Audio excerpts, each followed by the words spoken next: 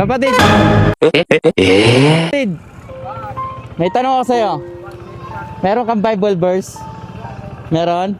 Okay lang, videoan kita. Sige. Hawakan mo to.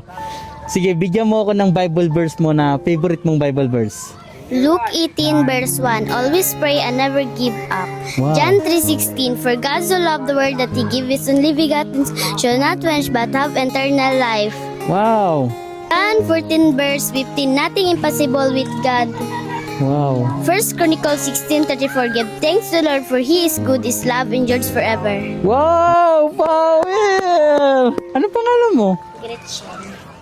Pila na yung edad? 10. Wow, nagbabasa ka talaga ng Bible, no?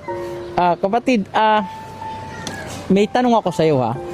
Unsay niabot sa imong kinabuhi na problema pero nalagpasan nimo?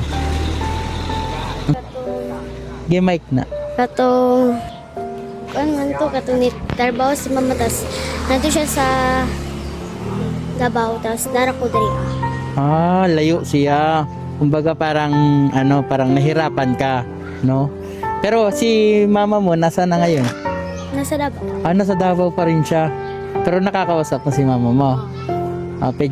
Pero nahihirapan ka, no? Kasi malayo siya nagtrabaho, no? Si papa mo, anong trabaho ngayon? Wala ko. Wala kay papa? Asan imong papa? Kabalo. I mean, since baby pa ka, hindi mo na siya nakita.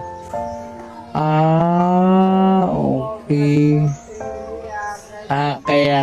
Kaya pala nasabi mo na sobrang nahirapan ka yung mama mo pumunta sa Davao tapos si papa mo wala pala, hindi mo na nakita simula ng bata pa ka. O baka naman sino nag-aalaga sa iyo ngayon? Akong lola. Imong lola, no? Kadalasan talaga mga kapatid, no? Ang pag ganyan, mga wala ng papa, wala ng magulang, mga lola na lang talaga na. Anong gusto mong sabihin sa lola mo? Ansay gusto mong pasalamatan sa iya?